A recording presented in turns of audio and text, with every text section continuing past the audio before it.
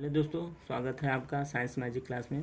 हम आवर्त सारणी के बहुविकल्पीय प्रश्न इसमें लिए गए हैं टॉप 10 क्वेश्चन। इसमें से एक क्वेश्चन आपका बोर्ड एग्जाम में आएगा। तो इसमें पहला क्वेश्चन लेते हैं। डोबेराइन ने 3 तत्व के समूह के पहचान कर उन्हें क्या नाम दिया।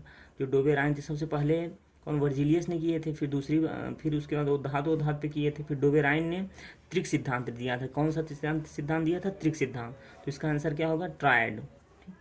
अब अगला दूसरा क्वेश्चन है, परमाणु संख्याओं के आधार पर तत्वों का वर्गीकृत किसने किया। परमाणु संख्या मतलब परमाणु क्रमांक हुआ। परमाणु क्रमांक के आधार पर कौन वर्गीकृत किया था? ये मोजले ने किया था, ठीक है। और जो द्रव्यमान संख्या पे किया था वो कौन किया था?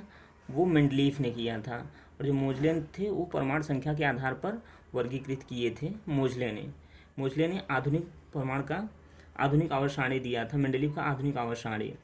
फिर आइए तीसरा क्वेश्चन है, क्षारीय धातुएं हैं। क्षारीय धातुएं इसमें से कौन है? जो तुम्हारा फर्स्ट वर्ग है और दूसरा वर्ग, पहला समूह और दूसरा समूह है, वो क्या होता है? क्षारीय धातु। तो जो लिथियम, सोडियम, पोटेशियम, ये तुम्हारे कौन सा पहले वर्ग का है? तो इसका आंसर क्या होगा? क्षारीय धातुएं हैं। कौन है? लिथियम, सोडियम, पोटेशियम है। ये देखिए, यहाँ देख लेते हैं हम। ये है पीरियाडिक टेबल है। ये देखो, लिथियम, सोडियम, पोटेशियम था ना, ये पूरा तुम्हारा क्या है? क्षारीय धातुएं। ये क्षारीय धातुएं हैं, ठीक है ना। इधर भी तुम्हारे क्या है? ये क्या है? इधर तुम्हारे अम्लीय धातुएं हैं। जो ये पूरा है ये एस ग्रुप होता है। तो ये तुम्हारे क्षारीय धातु होते हैं। पहला वर्ग है, ये दूसरा वर्ग है। आगे अगला क्वेश्चन आते हैं, चौथा, विकर्ण संबंध रखने वाले तत्व हैं। मतलब विकर्ण कौन संबंधित रखते हैं? देख तो यहीं से देख लो, विकर्ण संबंधित। विकर्ण में क्या होता है? डायगोनल, जो ऐसे कोना। जैसे लिथियम का विकर्ण कौन होगा? मैग्नीशियम। सोडियम का विकर्ण कौन होगा? बेरेलियम होता है। और सोडियम का कैल्शियम, पोटेशियम का कैल्शियम, ये होता है विकर्ण। तो इसका क्वेश्चन है, विकर्ण संबंध रखने वाले तत्व हैं। तो लिथियम का मैग्नीशियम विकर्ण रखता है, लेकिन लिथियम का सोडियम नहीं रखता, क्योंकि लिथियम सोडियम नीचे नीचे जस्ट है। तो विकर्ण लिथियम और मैग्नीशियम होगा। फिर आइए पांचवा क्वेश्चन है। मेंडलीफ का आवर्त नियम। मेंडलीफ के आवर्त नियम के अनुसार तत्वों का आवर्त सारणी में आधार व्यवस्थित किया गया है। तो मेंडलीफ ने जो आवर्त नियम दिए थे, किस आधार पे दिए थे? मेंडलीफ ने परमाणु द्रव्यमान, ये पहले भी बताया, अभी पहले इसके पहले क्वेश्चन आया था। परमाणु द्रव्यमान के आधार पर, परमाणु द्रव्यमान के बढ़ते हुए क्रम में।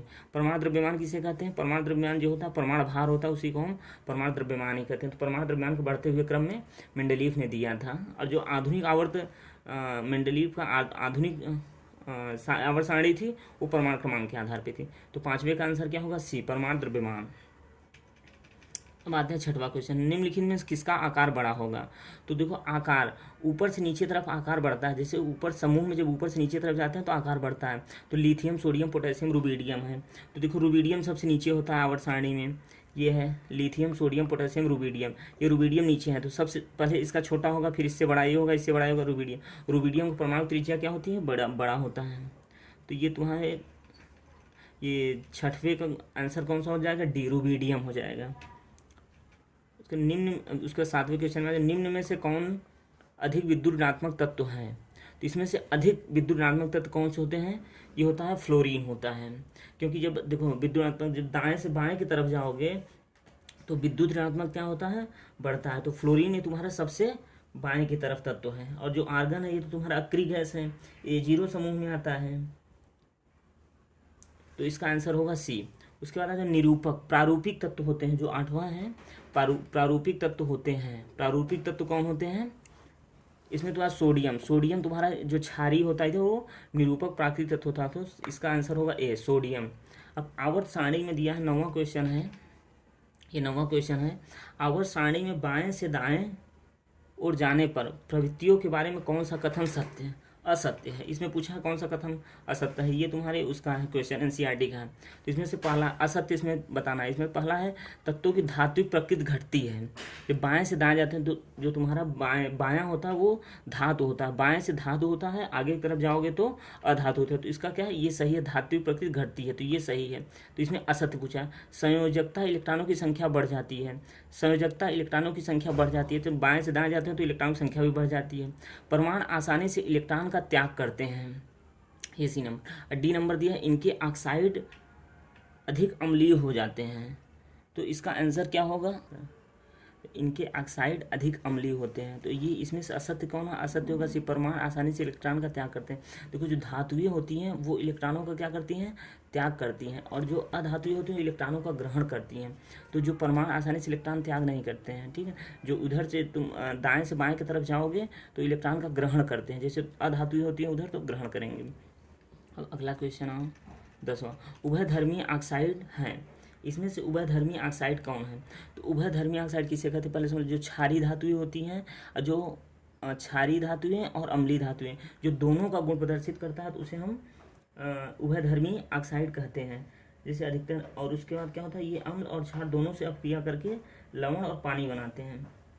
ऐसे ऑक्साइड को हम उभयधर्मी ऑक्साइड कहते हैं। जैसे इसमें Al2O3, तो ये क्या होगा?